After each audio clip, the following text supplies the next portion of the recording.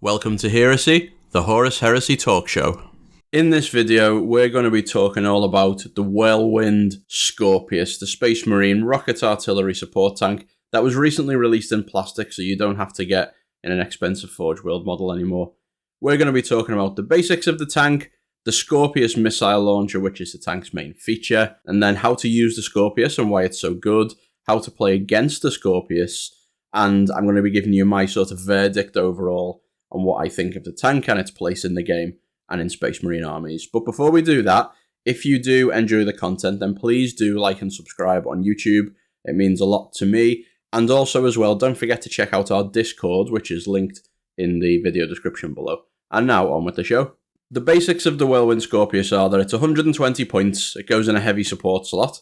Its armour is 13 front, 12, 10 sides and rear, and it's got 4 hit points, so it's actually tougher than a Predator, which is kind of a little bit weird because it's just an artillery tank, but there you go, it gets an extra hit point. Now it's got a Scorpius missile launcher, which we're going to talk about in a second, and it comes with a Pintle twin-link bolter for whatever that's worth, and it's got a variety of kind of common Pintle and equipment upgrades. Now I'm not going to go through those. You can see information on those if you watch my Predator video or one of the other tank videos, but suffice to say, on the Scorpius, the Pintle weapons and the equipment are not really things that you're going to take almost all of the time, and they can mostly just be avoided and skipped over. The main feature of the Whirlwind Scorpius is the Scorpius missile launcher. So it's got a 48-inch range, it's heavy 1, strength 8 AP4, barrage and large blast. But it's also got a rule called rocket barrage. Now, this means that if the vehicle doesn't move, it gets rendered on a 4+ and also pinning as well, which turns a pretty mediocre weapon into a very, very lethal one when we're shooting at, things like Marines. Very easy to achieve that not moving because it's got the barrage rule, so it can fire from out of line of sight.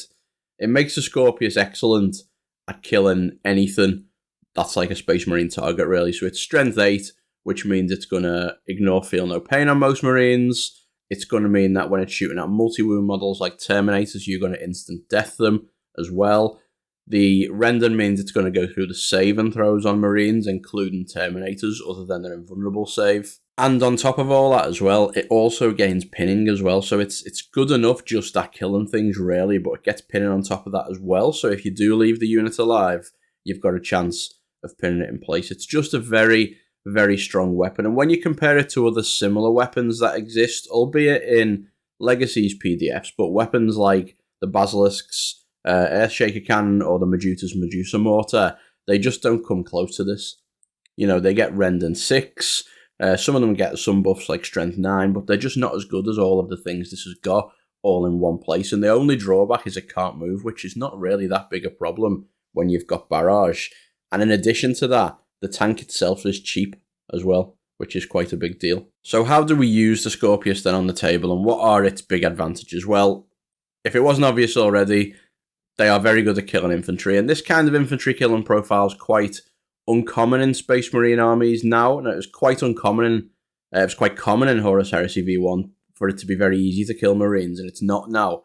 But this profile is just inordinately powerful compared to other vehicles. If you look at things like the Architor Bombard, or you look at the things that I've just mentioned in the Legacy's PDFs, this is just in a different league, as well as being sort of like 80 points cheaper than those equivalents thing as well, which is just a crazy amount of difference. And ultimately, what this means is the Scorpius is a very high potential weapon. I say high potential because it can miss, of course, but it's a very high potential weapon for such a cheap tank, and it is effectively the premier anti-infantry option that you can take in a Space Marine army. It's also very effective at killing high-value infantry, or rather, that is its main reason to exist. You can obviously shoot lower value infantry like tactical squads were it, and it's still pretty good at that because it's not very expensive. But if you are shooting a high value infantry like heavy support squads with big guns, or Terminators, even though they do get a save, it's still good because of the instant death and the rend. You can make your points back very easily on this, and it's got the added bonus of being able to shoot without return fire as well, because it's a barrage weapon. It can sit behind a ruin, which it will probably be doing anyway, and shoot at those las cannon squads without getting shot back in return, which is powerful. Now, you should certainly, to get the most out of this tank, keep it hidden for the most part. You don't want it to be getting shot at which is one of its biggest strengths. You don't want to be getting return fired, etc. But it is good to maximize the use of the tank to look for opportunities where you can fire directly. So sometimes you'll be able to set this up in a good position on the board where the enemy can't see it easily. But if the enemy advance onto like an objective in the middle of the board or something like that, you've got like a crossways across the battlefield line of fire where suddenly your shots become direct, which can be quite important, you know, for making sure some of those key shots can be more accurate. So you won't always be able to do this, but if you really want to optimize the use of the Scorpius, do look for ways to be able to keep those direct lines of fire without needing you to move and lose the power of the Scorpius launcher. Because ultimately, barrage fire can be inaccurate and rending can be unreliable. So as scary as this tank is to face and as big as its potential is, you can easily miss. You know, you can scatter, you can just hit a couple of troops, you can hit a whole unit and your rends can just fail you even though you wound. There is lots of ways in which this tank can go wrong, and it won't be taking a squad off the board every turn as much as it can feel like that's what it does when you play against it or see other people playing it sometimes. So plan for the bad rolls. Don't assume that it's going to do huge amounts of damage every turn, even though sometimes it certainly will. Just be aware of the fact that it is somewhat unreliable. I'd say it's not unreliable so much as not as reliable as a direct fire weapon. And one way you can mitigate that is bring an Nuncio Vox. If you've got a Scorpius in your army, you should always bring a Nuncio Vox somewhere, or maybe more than one. The Scorpius is so cheap at 120 points that spending another 10-20 for some Nuncio Voxes in your army to make it better is really, really worth it and a little bit of a no-brainer. So if you have got a place you can bring those, do make sure you bring them as well. Also, very much worth mentioning, mostly because you guys will all tell me in the comments if I don't mention it, probably. Death Guard use the Scorpius even better than most other legions because their legion trait lets them move the Scorpius and still fire it at its rocket barrage full effectiveness. So that makes it particularly lethal because it's not having to worry about the additional scatter distance, and it can always move around to keep itself safe against things that are maybe coming trying to get rid of it as well. So particularly great way to use the Scorpius is to include it in your Death Guard armies as well. But ultimately, when you sum it all up, the how to use the Scorpius, it's very cheap, it's very effective. As long as it's shooting at some Space Marines every turn, it's going to do what you need it to do. So although you can optimize it with some things, really just putting it in your list is a good idea if you want to kill Marines. And in a lot of ways, that's what we look for in competitive armies. We look for things that are always going to be good, regardless of what you do with them. And it's one of the reasons, you know, you can look at the Scorpius and say it's maybe a little bit on the good or overpowered side, depending on which way you swing there, because it is always going to be good as long as your opponent's got models in their army that aren't tanks, which is ultimately most armies. So playing against the Scorpius, what can you do to make it less good against you? Well, spreading your squad out to maximum coherency is the biggest thing that you can do.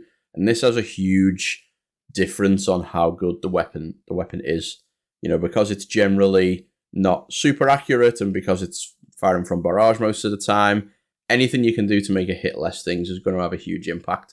Even if it disadvantages your unit in other ways, like maybe it's not quite in perfect cover, or maybe an extra enemy unit can see your unit because you had to spread out a bit more. If you've got a unit you're really scared about the Scorpius shooting at, like a heavy support squad or something, spreading out and taking less damage from the Scorpius is much better than just being dead, even if it's got other disadvantages in your positioning.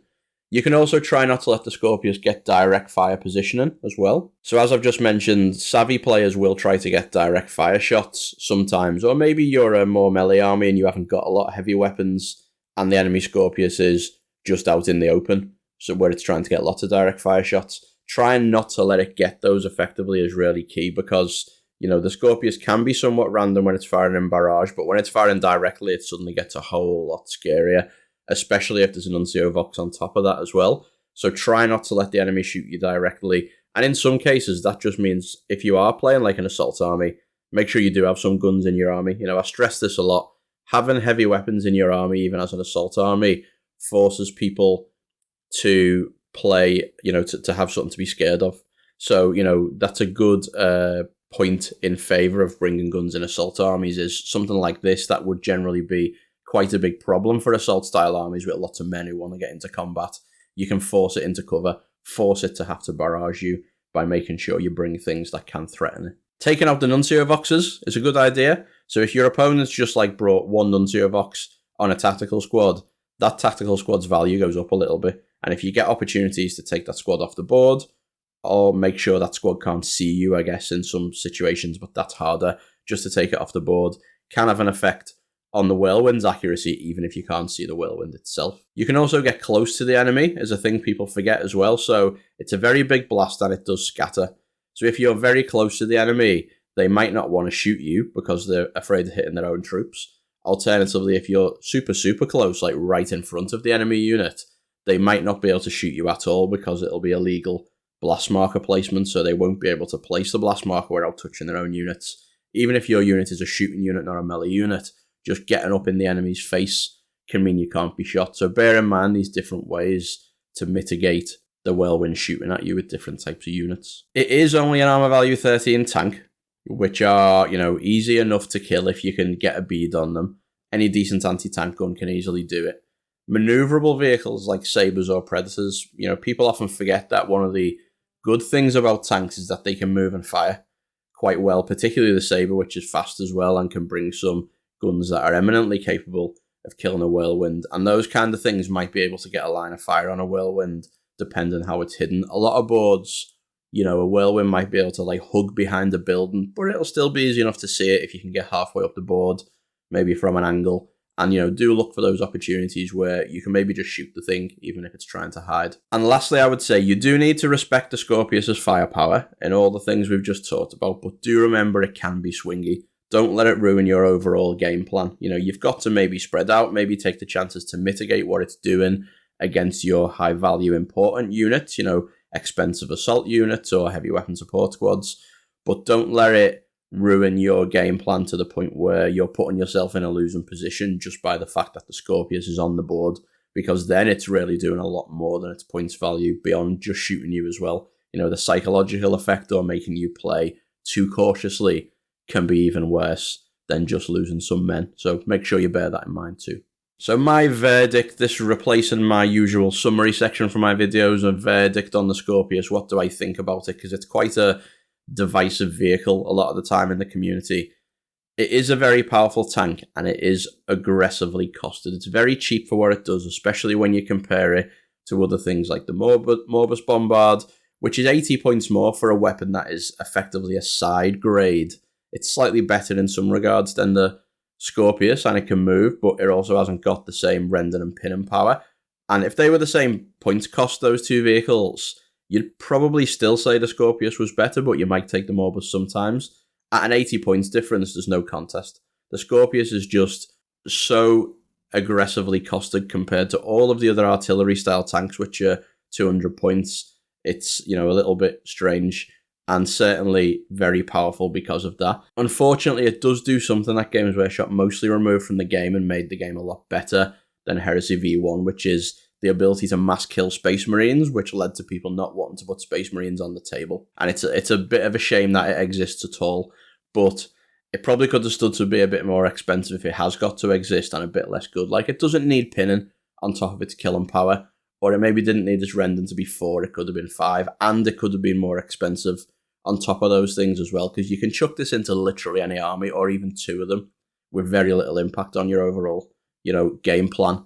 So it's a bit too easy to use right now, but that's where we are, and that's what we've got to deal with. It's a very common sight on tables now that it's in plastic. I previously didn't see many of these because people avoided them because they were Forge World, and a little bit of the stigma of using them because they are a bit good. Now you see them a one-of in a lot of armies, and a lot of people starting to ask questions like, is it okay if I take 2 of these? Am I that guy if I take 2? That kind of stuff is coming up as well. So you are going to have to deal with these if you play a lot of Marines. It does have a big impact on people's army choices, all those things being said. Space Marines are now very vulnerable, like in Heresy V1, which is a bit of a shame. But heavy support squads do have a strong counter, which is kind of a good thing, because Lascannon heavy support squads are also very, aggressively costed for what they do as well. So having a counter to them is also a good thing. So it's not completely terrible that the Scorpius is in the game, but it could stand to be a bit less good. Really, you should consider how much fun your opponent's going to have if you bring in this. If you bring in 1, it's fine. It's not the end of the world. Yes, it's a good unit in your army, but you're only bringing 1. If you are bringing multiples of these, though, the kind of people who you are probably going to hurt with multiples of these are going to be people who are bringing lots of Marines, which tend to be people playing less serious armies, because serious armies have more vehicles and dreadnoughts in generally. So you're likely playing an army that is going to be even better against the people whose armies tend to be less serious. So do really think about whether more than one of these is viable in your army. And also as well, against more competitive armies, if someone does show up with an army with very few Marines in it, you play against a lot of dreadnoughts, tanks, etc., these go down in value a lot. So for that reason, you should also consider whether more than one of these is really what you need. I think one's the sweet spot for casual competitive gaming, and more than one is certainly a choice you should think about a lot if you're playing more seriously as well, just in case they end up being useless. And that's the end of the show. I hope you've enjoyed it. If you have, please do leave me a like and subscribe on YouTube as well. And don't forget to join us in Discord. The link to the Discord channel is in the video description down below. I'll see you all soon. Thanks very much for listening, and bye-bye.